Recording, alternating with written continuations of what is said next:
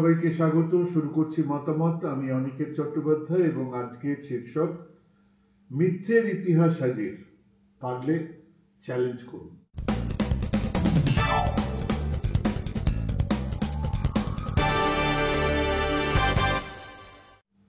গতকাল যেখানে শেষ করেছিলাম, ইচ্ছে ছিল আজ সেখান থেকেই শুরু করব, মানে 5টা বলেছিলাম, আজ 6 নম্বর থেকে শুরু করব। কিন্তু একটা বিরাট মিথ্যে আবার নতুন করে বাজারে ছাড়া হয়েছে এবং তা নিয়ে আমার কাছেও বহু প্রশ্ন আসছে। অভয়া মঞ্চের নামে এক পোস্টার ফেসবুকে ছাড়া হয়েছে।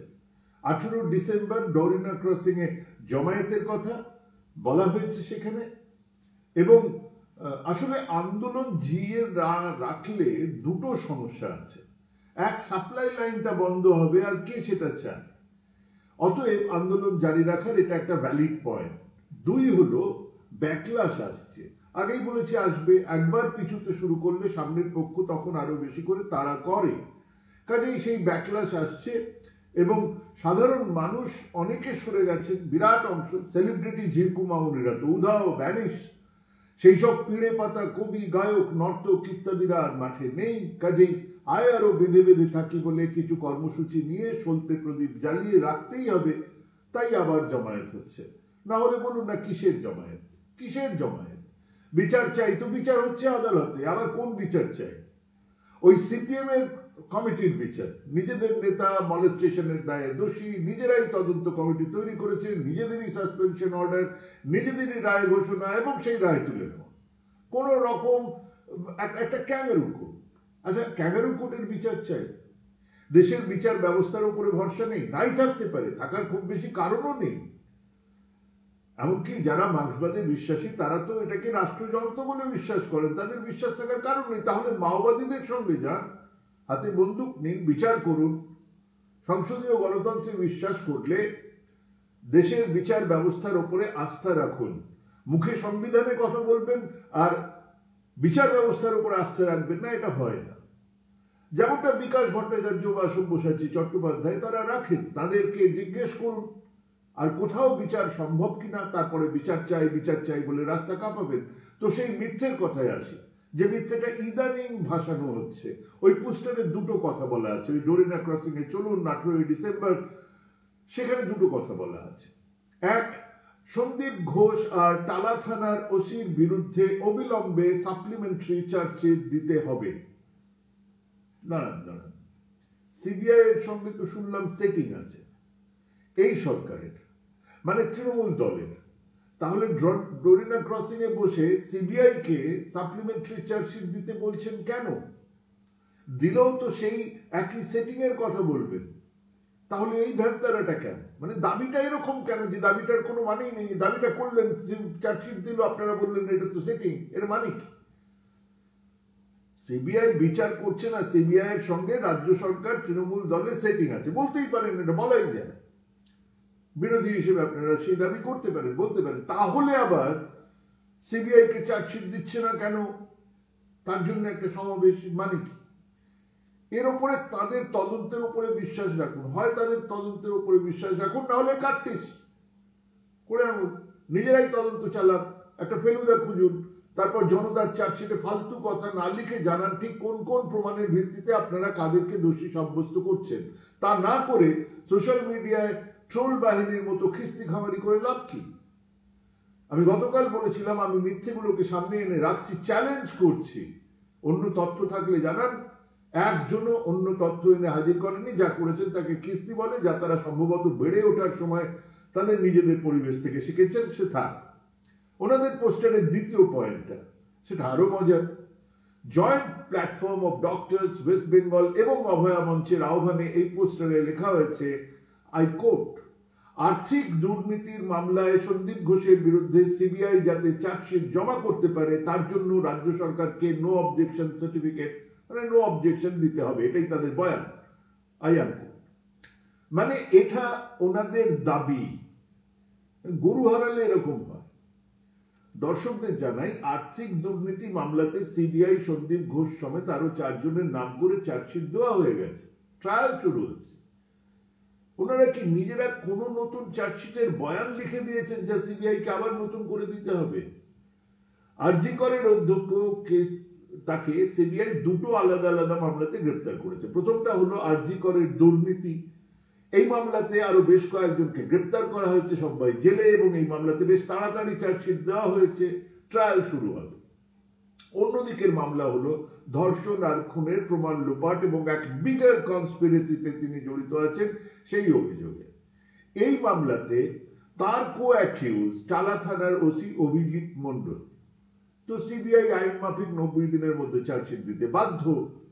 ধর্ষণ আর খুনের মামলা তো চলছে, কাজেই এটা সাপ্লিমেন্টারি চার্জশিট হবে। তারা চার্জশিট দিতে পারেননি। কেন? কোথাও জানিয়েছেন? জানেননি। সুপ্রিম কোর্টে তাদের সরকারি উকিল জানিয়েছিলেন, বলেছিলেন, জানানো নয়, বলেছিলেন যে সন্দীপ ঘোষের চার্জশিট দেওয়ার জন্য প্রয়োজনীয় অনুমতি দেওয়া হয়নি, পাওয়া যায়নি। ওনারা বলেছিলেন পাওয়া যায়নি। সঙ্গে সঙ্গে রাজ্য সরকারের পক্ষের উকিল কপিল সিব্বল জানিয়েছেন এরকম কোনো বিষয় তার জানায়নি। সরকার পক্ষের উকিল এ নিয়ে আর কোনো কথা বলেননি। তিনি সুপ্রিম কোর্টকে বলতেই পারতেন যে অনুমতি না থাকলে যদি চার্জশিট না দেওয়া যায় তাহলে অভিযুক্ত বেল পেয়ে যাবে, যা তারা চান না। সুপ্রিম কোর্ট এরকম কোনো কথা তারা বলেননি, বলতেই পারতেন, কারণ সুপ্রিম কোর্টের দেখরেখেই এই মামলা চলছে। আচ্ছা, সুপ্রিম কোর্টে বলেননি, 90 দিন হয়ে গেল, চার্জশিট দেওয়া হয়নি বলে এই মামলাতে বেল পেয়ে গেলেন। যেদিন বেল পেলেন সেদিন সিবিআই যে অধিকারী, সিবিআই এর তরফে যে লয়ার, তিনি কি বললেন? তিনি কি বললেন যে এনার জন্য যে অনুমতি দরকার, যে নো অবজেকশন দরকার, সেটা পাইনি বলে হুজুর একে ছেড়ে দিতে হচ্ছে, এটা তো ঠিক হচ্ছে না। না, বলেননি। ওনারা বললেন এখনো তদন্ত শেষ হয়নি। সিবিআই জানিয়েছে সাপ্লিমেন্টারি চার্জশিট তৈরি হচ্ছে, দেওয়া হবে, কিন্তু খবরের কাগজ সিবিআই সূত্রে পাওয়া খবর দিয়ে জোর করে বলে জানিয়েছেন, জোর করে জানিয়েছেন, জোর দিয়ে, যেরকম করে ওই সোমা বলছি ইত্যাদি, 150 গ্রাম বীর্য, পেলভিক বোন ইত্যাদি, সেই রকম জোর দিয়েই জানিয়েছে যে রাজ্য সরকার এখনো আড়াল করতে চাই ওই সন্দীপ ঘোষকে, তাই অনুমতি দিচ্ছে না। এবং সিবিআই যথারীতি চুপ করে বসে আছে। তারা দুর্নীতির মামলাতে চার্জশিট কিন্তু দিয়েছেন ওই সন্দীপ ঘোষকে, যেখানে মূল অভিযুক্ত, সেখানে তারা চার্জশিট দিতে পেরেছেন। চার্জশিট কিভাবে দিলেন? নো অবজেকশন পেয়েছেন, বা পেতে হয়ই না, হয়তো যদি পেতে হয় তাহলে সেখানে পেয়েছেন। আর এখানে কেন দিচ্ছেন না? কারণ তাকে দেওয়া হচ্ছে না, নো অবজেকশন দেওয়া হচ্ছে। হাস্যকর। কোন ধর্ষণের মামলাতে সাপ্লিমেন্টারি চার্জশিট দিতে পারেননি? যদি তা রাজ্য সরকারের অসহযোগিতার ফলে হতো তাহলে নিশ্চিত তারা বিচারককে সেই কথা জানাতেন, জানাননি। কিন্তু খবর তো ভাইরাল। আসলে সিবিআই এক বাপে খাদানো মায়ে খাদানো ছেলে, সে অসহায়, তার মালিক তাকে যা করতে বলে তারা তাই করে, কিন্তু তাদের তো প্রমাণ তৈরি করার কারখানা নেই। গ্রেপ্তার করতে বলে গ্রেপ্তার করা যায়, তারপরে সূত্র হিসেবে বিভিন্ন সাংবাদিক আছে, পেরোলে আছে, তাদেরকে দিয়ে দেওয়া যায়, এটা বলো ওটা বলো, তারা বলছেন। খবর জোর একটা জনমত তৈরি হচ্ছে, জনমত দিয়ে বিচার পদ্ধতিকে কোনোভাবে প্রভাবিত করার চেষ্টা করা হয়। হ্যাঁ, করা হয়, তাও করা যায়, কিন্তু কিছুই হচ্ছে না, কারণ প্রমাণ হাজির করা যাচ্ছে না। কাজেই ওই গ্রেপ্তার, জেলে পোড়া, বড় জোর চার্জশিট দেওয়া, সার কিছুদিন জেলে থাকার পরে একে একে তারা জেল থেকে বেরিয়ে যাচ্ছেন। যারা নিজেরাই সিবিআই তদন্তে চেয়েছিলেন তারাই সেটিং বলে ছাগলের তৃতীয় বাচ্চার মতো নাচছেন। তো এটাই হলো আপাতত সেই নতুন মিথ্যে, যেখানে বলা হচ্ছে যে রাজ্য সরকার সিবিআই কে প্রয়োজনীয় অনুমতি না দেওয়ায় সন্দীপ ঘোষ জামিন পেয়ে গেল। জেনে রাখুন, সিবিআই আদালতে জানিয়েছে তারা এই বিষয়ে তদন্ত শেষ করে উঠতে পারেনি বলেই চার্জশিট দিতে পারেনি। এবার আসুন সেই মিথ্যের লিস্টে, যার 5টা গতকাল বলেছিলাম। 6 নম্বর মিথ্যে হলো ওই আরজিকর সেমিনার রুমের আরো একটা এন্ট্রি পয়েন্ট আছে, অর্থাৎ আরজিকর সেমিনার রুমে যাবার আরো একটা এন্ট্রি পয়েন্ট আছে, সেটা নাকি একটু গোপন, সেখানে নাকি একটা কোলাপসেবল গেট আছে, যা নাকি সেদিনকে ভাঙা হয়েছিল ইত্যাদি ইত্যাদি, এবং যা নাকি সরাসরি বন্ধ থাকে। সেদিন সেটা দিয়ে বাইরে থেকে গণধর্ষিতা এবং মৃতা, মানে বাইরে গণধর্ষণ হয়েছে, বাইরে তাকে খুন করা হয়েছে, তারপরে মহিলার শরীরটা কেবল সেমিনার রুমে রাখা হয়েছে একটা আলাদা গেট দিয়ে। মানে প্লেস অফ অকারেন্স, যেখানে এই অপরাধ করা হয়েছিল বলে বলা হচ্ছে, সেই সেমিনার রুমে ঘটেইনি, সেটা অন্য কোনো জায়গায় হয়েছে। কাজেই প্রমাণ পাওয়া যাবে কি করে? আর প্রমাণ যদি না পাওয়া যায় তাহলে কাউকে ধরা যাবে কি করে? তাহলে এখানে জানেন যে ওই সেমিনার হলে যাবার আর কোনো এন্ট্রি পয়েন্ট নেই। হ্যাঁ, চ্যালেঞ্জ করছি, আর কোনো এন্ট্রি পয়েন্ট নেই। যে রাস্তা দিয়ে সঞ্জয়কে আসতে হয়েছে সেই রাস্তাতেই প্রত্যেককে আসতে হবে, আর এলে ওই সিসিটিভি ক্যামেরাতে ধরা পড়বেই। যার 900 ঘন্টার ফুটেজ সিবিআই এর হাতে আছে। আর এটাও জানা ভালো, জেনে রাখা ভালো যে সিসিটিভি ফুটেজে সামান্য ভুলভাল হলেও ঘন্টা মিনিটের একটা হিসেব থাকে, সেটাকে কেটে দিলে তা ধরা পড়বে, আর সেটাকে কোনো কায়দাতে বদলানো হলে তা ফরেন্সিক টেস্টে ধরা পড়বে। বাইরে থেকে কেউ আসেননি, ঘটনা ওইখানেই হয়েছিল। এবং এইখানে আরো একটা মজার ব্যাপার হচ্ছে, যারা এই গণধর্ষণ আর বাইরে থেকে ডেড বডি নিয়ে আসার কথা বলছেন, তারা একবার ভাবুন, অভয়াকে যদি বাইরেই মারা হয় তাহলে তাকে এখানে এই সেমিনার রুমে ফেলে দিয়ে যাওয়ার কারণ কি? কি হতে পারে? আর যদি বাইরেই মারা হয় তাহলে সাত সকালে সেমিনার রুমে এসে প্রমাণ লোপাটের গল্পটাই বা বলছেন কেন? এত সেলফ কন্ট্রাডিকশন, এত রকমের মিথ্যে। আসলে একটা মিথ্যে বললে আর একটা মিথ্যে মনে থাকে না। যখন মিথ্যে বলছেন বাইরে খুন করা হয়েছে, বাইরে খুন করে এখানে ফেলে দিয়ে যাওয়া হয়েছে, তো সাত সকালে কেন এতগুলো লোক এসে হাজির হয়েছে? আপনার ইনস্টিটিউশনে একজন আমাদের বন্ধু তিনি প্রশ্ন করেছেন, সকালবেলা এত ডাক্তার কেন ছিলেন? উত্তরবঙ্গের ডাক্তাররা কিভাবে এসে হাজির হয়েছিলেন? খেয়াল রাখুন, জিনিসটা হচ্ছে 9 তারিখ সকালবেলা। 15ই আগস্ট একটা অনুষ্ঠান, স্বাধীনতা দিবসের কিছু অনুষ্ঠান হয়, সেখানে বিভিন্ন সরকারি কর্মচারীদের একটা ডিউটি থাকে, বিভিন্ন জায়গায় পতাকা তোলা ইত্যাদি হানাতানা এই সমস্ত ডিউটি থাকে। কাউকে কাউকে হয়তো রেড রোডের অনুষ্ঠানেও যেতে হয়, এই সমস্ত ব্যাপার থাকে। তো বিভিন্ন মেডিকেল ইনস্টিটিউশনের হেডদেরকে ডেকে আনা হয়, সেরকম সার্কুলার ছিল, সেই সার্কুলার অনুযায়ী অনেকে এসেছেন। কেউ কেউ সেই সময় ছুটি বলে আগে থেকে ছুটিগুলোকে ম্যানেজ করে যেরকম করে হয় সেরকম ভাবে এসেছেন, সেটা একজন। আর বাকিরা প্রত্যেকেই এসছেন ওই সার্কুলার অনুযায়ী, কোনো না কোনো ভাবে তাদেরকে ডিউটি দেওয়া হয়েছিল, সেই ডিউটি নিয়ে তারা এসেছেন। কিন্তু বলা হচ্ছে সকালবেলায় ওখানে কেন গিয়ে হাজির হয়েছেন তারা।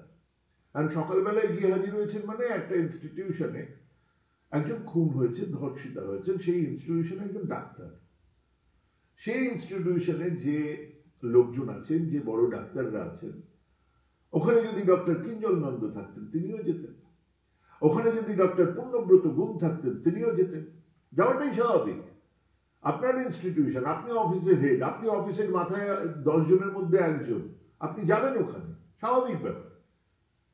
এবার ঘটনা হচ্ছে যে ওখানে যাওয়ার পরে কি হলো, কি প্রমাণ লোপাট হলো, তাহলে তো সেটা বলতে হবে যে প্রমাণ কোনটা লোপাট হলো, কোন প্রমাণগুলো লোপাট করলেন ওই লোকগুলো ঢুকে। হ্যাঁ, গিয়েছিলেন, অনেক লোক গিয়েছিলেন, জুনিয়র ডাক্তাররা ছিলেন, কর্মচারীরা ছিলেন, এমনি নন মেডিকেল স্টাফরা ছিলেন, আরজি করের মাথারা ছিলেন, যারা সেদিন ওইখানে গেস্ট হাউসে ছিলেন তারা এসেছিলেন, তারা গিয়েছিলেন।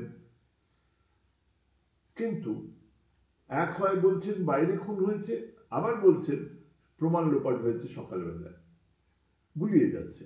ওই যে গরু হারালে ওরকম হয়। আর গণধর্ষণের তত্ত্ব প্রতিটা ফরেন্সিক টেস্ট খারিজ করেছে, তা আগেই বলেছি। 7 নম্বর মিথ্যে, অভয়া নাকি আরজি করের এক বিরাট দুর্নীতির কথা জেনে ফেলেছিলেন, তাই তার মুখ বন্ধ করার জন্যই তাকে কাউকে দিয়ে ধর্ষণ এবং খুন করানো হয়েছে। মানে মধ্য 80-তে হিন্দি সিনেমার ফর্মুলা, ভিলেন সব একটা লাল রঙের ডায়েরিতে লিখে রাখে, কাকে কোথায় খুন করে ফেলেছে তাও লেখা থাকে, হিরে সোনার হিসেব তো থাকেই, সুইস ব্যাংকের হিসেব থাকে। এদিকে হিরোইন হঠাৎই সেই লাল ডায়েরির খোঁজ পেয়ে যায়, আর সেটা যে সে পেয়ে গেছে সেটাও জানতে পেয়ে যায় তার ভিলেনের দল, এবং তার পেছনে পড়ে যায় ভিলেন এবং তার সাঙ্গপাঙ্গরা। আরজি করে দুর্নীতি ছিল না? আলবাত ছিল। সেই দুর্নীতিতে অধ্যক্ষ ছিলেন না? প্রমাণ আমাদের কাছে নেই, কিন্তু থাকার কথা, থাকলে অবাক হওয়ার কিছুই নেই। মেডিকেল কলেজ, স্বাস্থ্য দপ্তর, সরকারি দপ্তর, র্যাম্পার্ট দুর্নীতি আছে এই পশ্চিমবঙ্গে, বাংলায়। হ্যাঁ আছে, দুর্ভাগ্যজনক কিন্তু আছে। আরজি কর রাজ্যের বাইরে নয়। কিন্তু এক মহিলা ডাক্তার সেই দুর্নীতির হদিশ পেয়েছেন বলে, মানে সেই লাল ডায়েরি, তাকে খুন করা হলো, এটা কষ্ট কল্পনা। আর যদি সেরকম একটা বড় চক্রে তিনি জড়িয়ে গিয়ে থাকেন, তাহলে তাকে খুন করার জন্য এটা ঠিক জায়গা নয়, এটা যে কেউ বলতে পারেন। তার বাবা সিবিআই কে যে বয়ান দিয়েছেন তাতে সাফ জানিয়েছেন যে একমাত্র ডক্টর তপাদার ছাড়া আরজি কর কলেজ হাসপাতালে কারো সম্পর্কে কোনো অনুযোগ ওই মেয়েটি কখনো জানায়নি। সিবিআই সূত্র বলছে, বৃন্দা গ্রোভার চেম্বারের সূত্র বলছে, এক ডাক্তার সিবিআই এর কাছে গিয়ে জানায় যে ওই রাতে সন্দীপ ঘোষ সঞ্জয় রায়ের সঙ্গে দেখা করেছিল। এটাও রটেছে, এটাও খবর দারুণ ভাবে রটেছে। সেখানেই সম্ভবত মেয়েটিকে খুনের প্ল্যান হয়।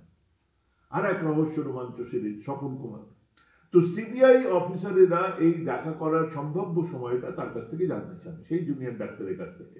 আর সেই সময় অনুযায়ী সঞ্জয় রায়ের সিসিটিভিতে তাকে পাওয়া যায় ছবি, যাতে তাকে শহরের বেশ কয়েকটা রেড লাইট এলাকাতে দেখা গিয়েছিল, তারপর এক জায়গায় তাকে দেখতে পাওয়া যাচ্ছে। এদিকে সন্দীপ ঘোষের মোবাইল টাওয়ার লোকেশন ছিল একেবারে আলাদা। কাজেই ওই ডাক্তার কনস্পিরেটরকে পত্রপাঠ বাড়ি পাঠিয়ে দেওয়া হয়েছিল। সিবিআই বলেছিল আপনি আসতে পারেন। এই ছেলেটির সাক্ষ্যকে আদালতের সামনে রাখার জন্য চাপ দিতে থাকলে তা বৃন্দা গ্রোভার অ্যান্ড কোম্পানি মানতে অস্বীকার করেছিলেন, এরকম খবর আছে, কিন্তু তার প্রমাণ নেই, অতএব তার উল্লেখ করলাম মাত্র, দায় নিচ্ছিল। মিথ্যে নম্বর 8, এটা আসতে থাকে 15 তারিখ সকাল থেকে।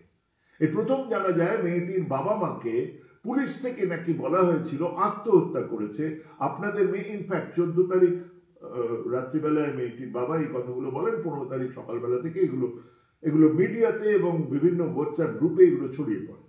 আপনাদের মেয়ে আত্মহত্যা করেছে, তাড়াতাড়ি আসুন। তারপর বয়ান বদলানো হয় যে এই খবর হাসপাতাল থেকে একজন ফোন করে বলেছিল। মানে প্রথমে পুলিশ বলেছিল, তারপরে বলা হয় না পুলিশ না, হাসপাতাল থেকে বলেছিল, কারণ ফোন নাম্বারটা সেটা ছিল। ফোন নাম্বার পুলিশের থাকলে তো পুলিশের ফোন নাম্বার দিতে হবে। হ্যাঁ, বলা হয়েছিল, কিন্তু তা প্রথমেই নয়। প্রথমে বলা হয়েছিল মেয়েটির শরীর খারাপ, তাড়াতাড়ি আসুন। তারপর বলা হয়েছিল অবস্থা সিরিয়াস, তাড়াতাড়ি আসুন। এরকম ক্ষেত্রে যা হয় সেরকম ভাবেই বলেছিল। এবং তারপরে একজন বলেন মেয়েটি আত্মহত্যা করেছে, তাড়াতাড়ি আসুন। তো এই আত্মহত্যার থিওরি কোথা থেকে এলো? সেই দিন ওই রাতে ডিউটিতে ছিলেন এক পিজিটি, মানে যারা পোস্ট গ্রাজুয়েট ট্রেনিং, ওখানে যারা চাকরি করছেন এবং যারা চিকিৎসা করছেন, ডক্টর অর্ক সেন, যিনি ওই রাতে ভিকটিমের সঙ্গে খাওয়া দাওয়া করেছেন। সকালে 9:40 নাগাদ তিনি সেমিনার রুমে মেয়েটিকে ডাকতে যান, ফোনে না পেয়ে। তাকে ওই অবস্থায় দেখে ভয় পান, প্যানিক, তিনি নিজে বলছেন। এবং তার ভাষায় মেয়েটি আত্মহত্যা করেছে নাকি অন্য কিছু তা তিনি বুঝতে পারেননি। মানে একজন ডাক্তার যিনি অন্তত 4 বছর আগে এমবিবিএস পাস করেছেন, তিনিও আত্মহত্যার কথা ভেবেছেন। কেবল ভেবেছেন, নিশ্চয়ই বলেছেন।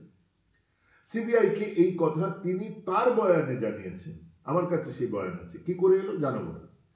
কেবল উনিই নয়, ডক্টর গোলাম আজম সেদিন রাতে আরেকজন ডাক্তার, যিনি একসঙ্গে খাওয়া দাওয়া করে নিজের কাজ করতে গিয়েছিলেন, তিনি কাজ শেষ করে 9:05 আরজি করের সামনে থেকে বাস ধরে হাতিবাগানে তার বাসায় ফেরেন। 10:28 নাগাদ, হ্যাঁ তার মোবাইল ফোন বলছে, 10:28 নাগাদ তাদের সহপাঠী ডক্টর কৃতির ফোন পান। সেই ফোনে ডক্টর কৃতি জানতে চান যে মেয়েটি কি আত্মহত্যা করেছে। তিনি ডক্টর কৃতির কাছ থেকে প্রথম খবরটা পান এবং তখনই ওই আত্মহত্যার খবর ছড়িয়েছে। হ্যাঁ, এটাও এই ডাক্তার তার বয়ানে সিবিআই কে বলেছে। সেই কাগজ আমার কাছে আছে। কিভাবে এসেছে আবার বলছি, জানাবো। কাজেই হাসপাতাল থেকে হঠাৎ একজনের মনে হলো আর আত্মহত্যার খবর ছড়িয়ে দেওয়া হলো, এটা ঠিক নয়। তাছাড়া এরকম একটা দৃশ্যতই খুন দর্শনের ঘটনাকে কেউ আত্মহত্যা বলে চালানোর চেষ্টা করবেন না। আর ঠিক ওই সময় মানে 10:30 নাগাদ মেয়েটির বাবা মা তৃতীয়বার জিজ্ঞেস করায় এই আত্মহত্যা করেছে কথাটা একজন নন মেডিকেল স্টাফ বলেছিলেন, তিনিও চিহ্নিত। এরপরে আসে পরের মিথ্যেতে। আমি সোমা বলছি, সেই রোমহর্ষক ভিডিও। জানিস তো, কলকাতা পুলিশের প্রধান এবং বিরাট কলকাতা পুলিশের প্রধান এবং বিরাট ব্যর্থতা হলো এই সোমাটিকে খুঁজে না বের করতে পারে। যদিও সেটা খুব সহজ কাজ নয়, কারণ এটা আসার সঙ্গে সঙ্গে পুলিশের কাছে যাওয়ার আগে 1.5 লক্ষ বার সার্কুলেট হয়েছে। কোথাও না কোথাও 250 জনের ব্রডকাস্ট লিস্ট, সেখান থেকে সোর্স খুঁজে বার করা ছিল খুব কঠিন। ওনারা পারেননি। তবে পারলে ওই সোমা মুখার্জিকে চৌরঙ্গীর মোড়ে কোথাও রাখার ব্যবস্থা করা যেত। লোকে টিকিট কেটে দেখে আসতেন এমন এক জানোয়ারকে, যিনি একলা বা সম্ভবত জনা 4-5 মিলে এক মিথ থেকে লক্ষ লক্ষ মানুষের কাছে পৌঁছে দিয়েছিলেন। এটা যদি মনোলোগ না হয়ে যদি আরেকটু প্রফেশনাল হতো, তাহলে এই সোমা বলছির ঘোর এখনো থেকে যেত। তবে এটা যে ডাহা মিথ্যে তা নিয়ে এমনকি ঘোর গণধর্ষণ তত্ত্বের উদ্গাতাদেরও কোনো সন্দেহ নেই। কেউই আর এই সোমা বলছিতে বিশ্বাস করছে না। এ মিথ্যের বেলুন উড়েছে, নিজেই ফেটেছে। কিন্তু সাময়িকভাবে হলেও অনেকের বিশ্বাস নড়িয়ে দিয়েছিল। আমি অন্তত 32 বারবার করে শুনেছি, গন্ডগোলগুলো বোঝার চেষ্টা করেছি। এরপরের মিথ্যেটা আসছে কর্মবিরতির থেকে। এখানে মিথ্যে বহুমাত্রিক, অনেকগুলো মিথ্যে একসঙ্গে বলা হচ্ছে। 1, 2, 3, 4, 5 খানা মিথ্যে তো এখানেই বলা হয়ে গেছে। সবটাই এসেছে ডাক্তার নন্দ অ্যান্ড কোম্পানির ফ্যাক্টরি থেকে।